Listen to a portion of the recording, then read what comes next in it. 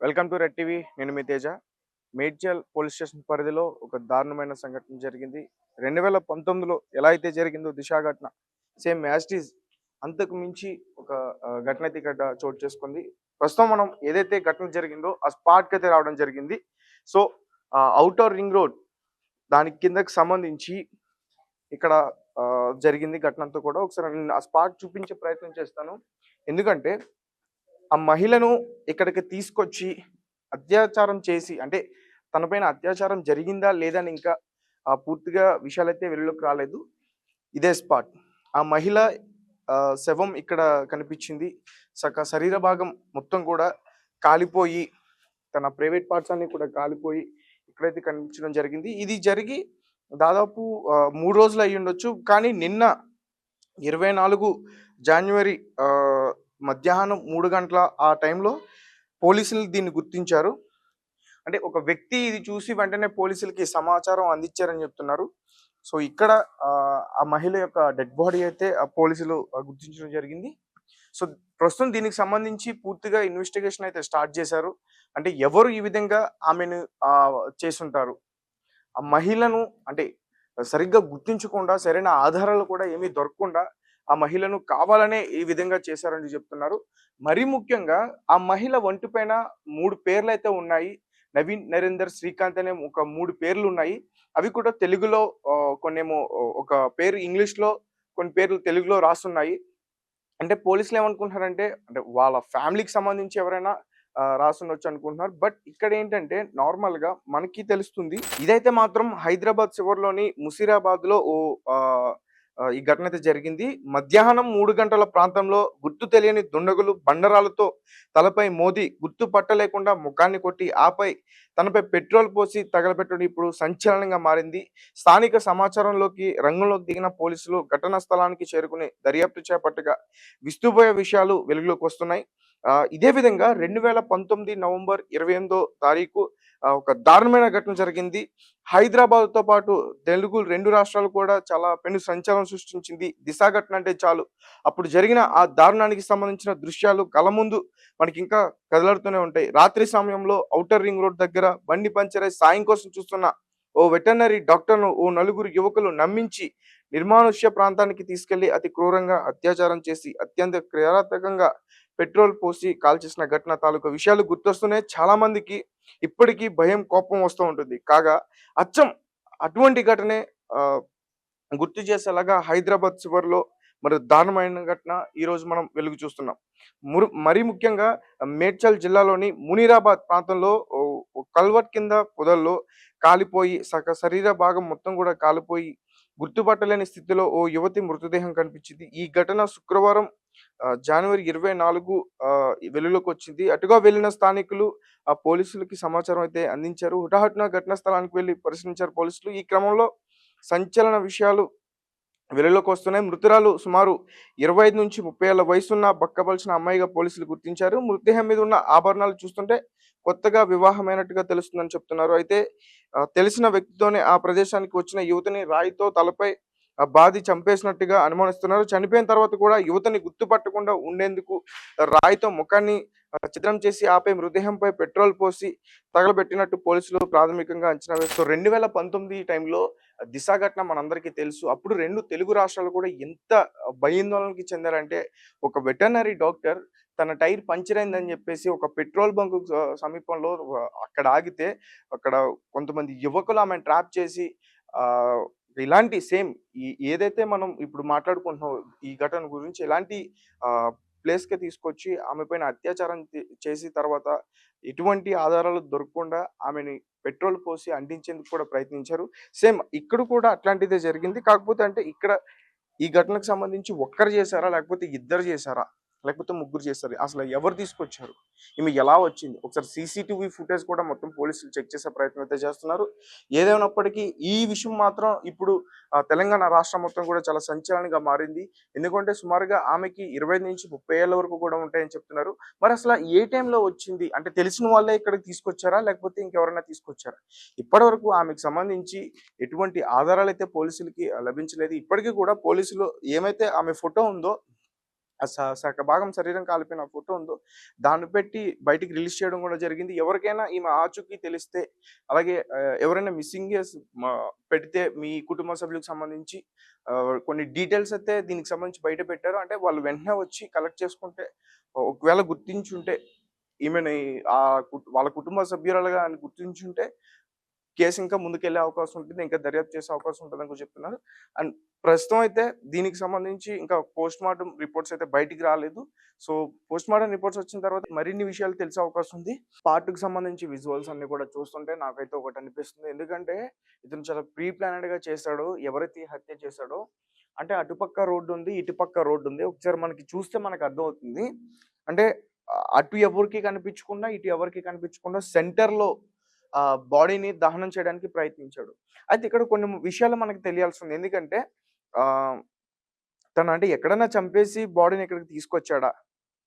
లేకపోతే ఇక్కడికి తీసుకొచ్చిన తర్వాతే రాళ్ళతో కొట్టాడా? ఒకవేళ రాళ్ళతో కొట్టుంటే అంటే ఇక్కడ మనకు దగ్గరలో ఎక్కడ కూడా రాళ్ళు కనిపించట్లేదు. ఒకవేళ పోలీస్ వారు వాటిని ఆహ్, తీసుకెళ్ళి అంటే చెకింగ్ చేసే ప్రయత్నం చేస్తున్నారేమో అని లేకపోతే కొట్టిన ఆ రాళ్ళు వేలిముద్ర ఉంటాయని చెప్పేసి తెలివితేటలకి ఆ రాళ్ళని తీసుకెళ్ళి వేరే ప్లేస్‌లో పడేసాడా?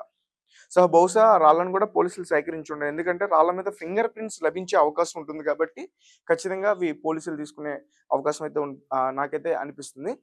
అండ్ ఈ స్పాట్ ఇతనికి ముందు ఖచ్చితంగా తెలిసే ఉంటుంది. ఎందుకంటే ఇక్కడ జనసంచారం ఉండే ఏరియా కాదు. మహా అయితే ఇక్కడ ఏమైనా జంతువులు గాని, కుక్కలు గాని అలాంటివి తిరిగే ఏరియా.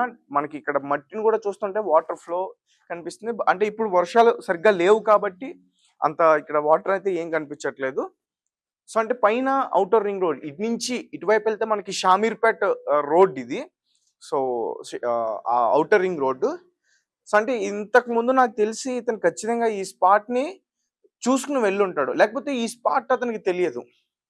సో, అంటే ఇలాంటి ప్లేస్‌కి తీసుకొచ్చి దహనం చేసేస్తే ఎవరికీ తెలియదు. ఆధారాలు లేకుండా చేయొచ్చని అతను ప్లాన్ చేసుకున్నట్లయితే ఖచ్చితంగా తెలుస్తుంది.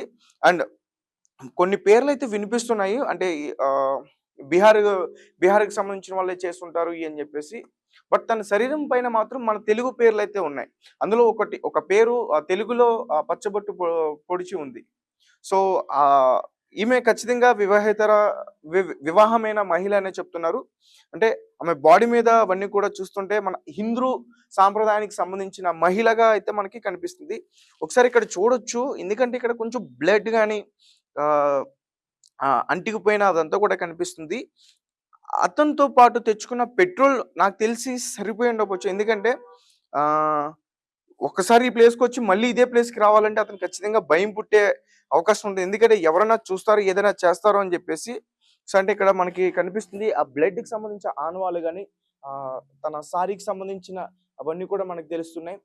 సో, అంటే వీటిని ఆధారంగానే పోలీసులు మరింత ఇన్వెస్టిగేషన్ చేస్తే గాని పూర్తి విషయాలైతే మనకి తెలిసే ప్రయత్నం అయితే ఖచ్చితంగా లేదనిపిస్తుంది. ఎందుకంటే కిల్లర్ ఎవరైతే ఈ హత్య చేశాడో ఈ కిల్లర్ చాలా తెలివిగా వ్యవహరించాడు. అంటే ఫస్ట్ అతను ఇక్కడే ఆమెను చంపేండా? లేకపోతే ఎక్కడైనా చంపేసి ఇక్కడ తీసుకొచ్చాడా? ఎందుకంటే ఒకవేళ చంపేసి ఒకవేళ ఇక్కడికి తీసుకురావడానికి ప్రయత్నిస్తే ఖచ్చితంగా సీసీటీవీ ఫుటేజ్‌లో రికార్డ్ అవుతాయి. అక్కడి నుంచి ఇక్కడి వరకు కూడా ఈ గ్రామం ఇటు కొంచెం ముందుకెళ్తే ఒక గ్రామం ఉంది. ఆ గ్రామం అక్కడ కూడా సీసీటీవీ ఫుటేజ్ రికార్డ్ అయ్యే అవకాశం ఉంటుంది. సో, అంటే వాళ్ళిద్దరూ కలిసే ఇక్కడికొచ్చారు. కలిసి వచ్చిన తర్వాత ఆమెను హతమార్చి చంపేశాడా? ఇది అసలు ఒక్కరే చేశారా?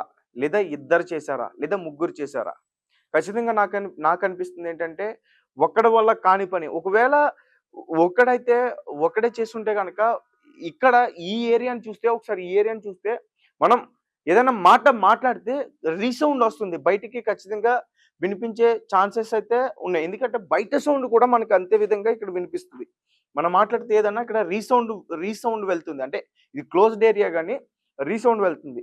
సో, అంటే ఇది ఖచ్చితంగా ఒక్కడు చేసిన పనైతే కాదు. తనకి ఎవరో కూడా హత్య చేసిన వాడికి ఎవరో సహకరించారు. ఇది ఒక్కరి వల్ల అయితే అయ్యే పని కాదు. ఇద్దరు గాని, ముగ్గురు గాని ఈ హత్య ఖచ్చితంగా చేసుంటారు.